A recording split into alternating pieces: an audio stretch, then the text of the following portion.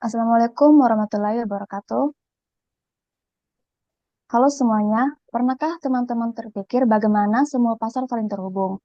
Pada video kali ini, kami akan bahas keseimbangan antar pasar dan keunikan sistem pasar bebas. Dengan judul, Keseimbangan Umum Interaksi di Berbagai Pasar dan Kebaikan Utama dalam Perekonomian Pasar Bebas. Tapi sebelum masuk ke materi, saya akan memperkenalkan anggota kelompok 8 yang terdiri dari 5 orang, yaitu Widya Cantika Kinanti Wahab, Eka Widiawati Syam, Anastasia Jovanka Kedadu, Ingrid Tabinasani, dan saya sendiri Nanda Anastasia. Pasar bukanlah sekedar tempat jual beli. Mereka saling memengaruhi dan membentuk ekonomi kita. Dalam sistem ekonomi pasar, berbagai jenis pasar seperti barang, jasa, dan faktor produksi saling berinteraksi menentukan alokasi sumber daya dan harga. Mekanisme ini berperan penting dalam menciptakan efisiensi dan keseimbangan. Namun, tidak semua hasil pasar berjalan optimal tanpa campur tangan pemerintah. Kegagalan pasar seperti monopoli dan ketimpangan tenaga kerja menunjukkan perlunya intervensi untuk menjaga keadilan dan stabilitas ekonomi. Oleh karena itu, pemahaman tentang keseimbangan umum dan peran pemerintah sangat penting dalam menciptakan sistem ekonomi yang efisien dan adil. Materi pertama yaitu bentuk interaksi di berbagai pasar. Di pasar tradisional, interaksi pedagang dan konsumen bersifat akrab dan personal, di mana ini diwarnai kerjasama dan persaingan antar pedagang. Transformasi digital mendorong pergeseran perilaku konsumen ke transaksi daring, membuat pelaku usaha harus beradaptasi. Pasar tradisional tertekan oleh pasar modern yang lebih praktis, sehingga butuh inovasi digital dan dukungan pemerintah. Sinergi antara pasar tradisional dan modern penting untuk pembangunan ekonomi yang merata. Materi selanjutnya yaitu keseimbangan umum dalam perekonomian pasar. Equilibrium terjadi saat seluruh pasar, barang, jasa, dan faktor produksi mencapai keseimbangan secara bersamaan, di mana model ini menunjukkan keterkaitan antar pasar dan diragukan untuk menganalisis dampak perubahan kebijakan.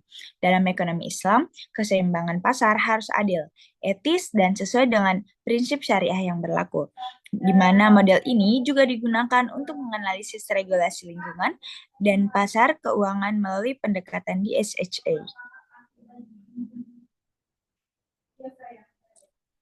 Baik, materi selanjutnya yaitu pasar bebas dan kebijakan pemerintah. Nah, neraca umum ekonomi mikro menunjukkan situasi di mana semua pasar ekonomi yaitu pasar pekerjaan dan juga pasar modal dapat mencapai seimbang yang bersamaan. Artinya menekankan bahwa pasar tidaklah sendiri, namun mereka saling berinteraksi satu sama lain. Misalnya perubahan harga pasar tenaga kerja dapat mengarah ke pengaruh biaya produksi di pasar komoditas. Nah, dalam sistem pasar terbuka, alokasi sumber daya ditentukan sepenuhnya oleh mekanisme pasar tanpa intervensi yang signifikan dari pemerintah. Harga merepresentasikan bahwa preferensi konsumen dan juga kelangkaan relatif memungkinkan pasar ekonomi bebas untuk menghasilkan efisiensi dan juga alokasi. Nah, selain itu, pasar gratis dalam hal memfasilitasi persaingan dan inovasi karena pemain ekonomi menawarkan produk dan juga layanan terbaik dalam rangka untuk memperoleh manfaat darinya. Sebaliknya, sistem juga memupuk kebebasan ekonomi individu dalam keputusan konsumsi dan juga produksi. Namun, pasar bebas ini tidak selalu menghasilkan output yang sebesar-besarnya bagi masyarakat seluruhnya karena gangguan pasar seperti efek eksternal dan yang negatif, eh, publik, asimetri informasi, dan ketidaksetaraan di distribusi pendapatan adalah penyebab motivasi pemerintah. Dan pemerintah bangkit untuk meningkatkan pedoman melalui aturan lingkungan seperti subsidi pendidikan dan juga kesehatan serta penyediaan barang publik seperti infrastruktur dan pertahanan dan juga kebijakan retribusi dari eh, seperti pajak ataupun bantuan sosial lainnya. Selain itu, pemerintah juga memainkan peran dalam mempertahankan stabilitas makroekonomi melalui politik, kebijakan fiskal, dan juga moneter untuk mempertahankan stabilitas mikroekonomi melalui politik, kebijakan melalui politik. Dan juga pasar bebas memiliki banyak sekali manfaat data dalam menghasilkan efisiensi dan juga kebebasan ekonomi. Tetapi gangguan negara masih diperlukan untuk memastikan bahwa hasil pasar mencerminkan keadilan, sumber kolektif, dan juga stabilitas jangka panjang. Sekian dari saya.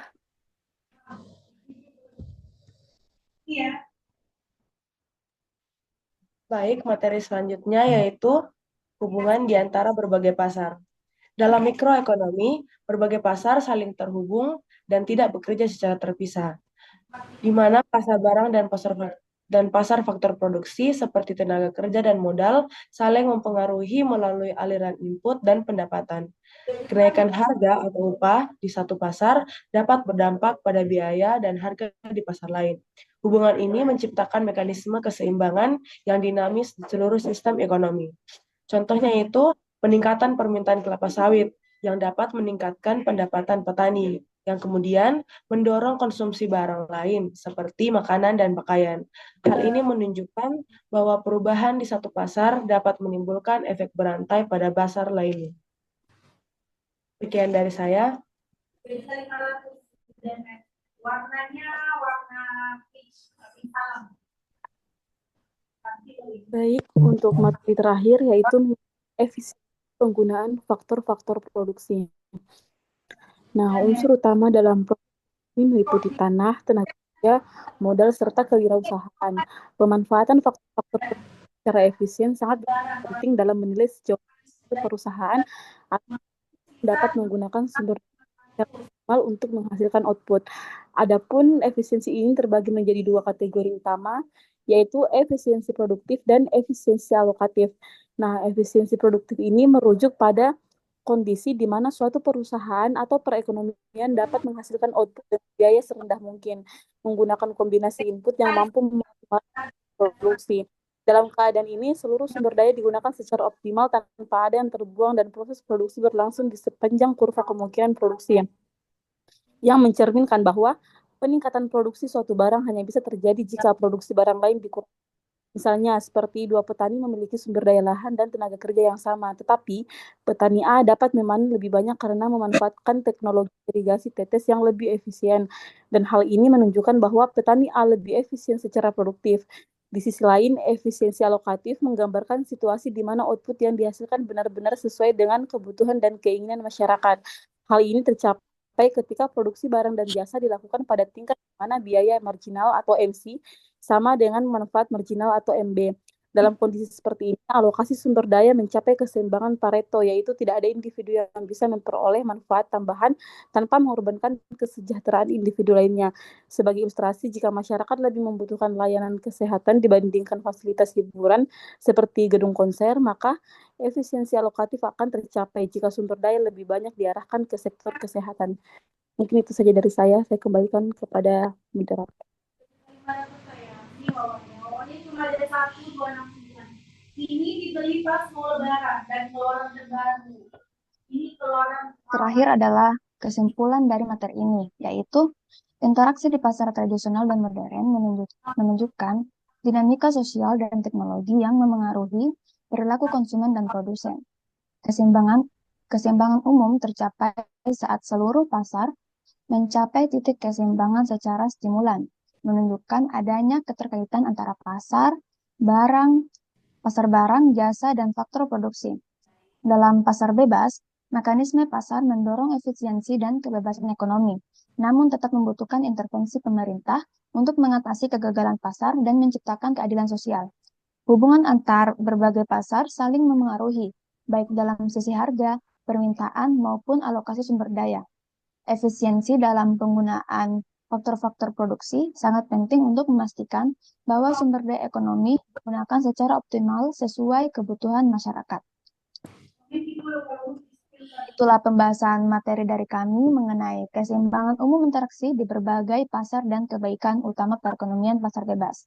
Semoga dapat bermanfaat bagi teman-teman semua. Terima kasih. Akhir kata saya ucapkan wassalamualaikum warahmatullahi wabarakatuh. Size-nya size S. Waalaikumsalam warahmatullahi wabarakatuh. Terima kasih.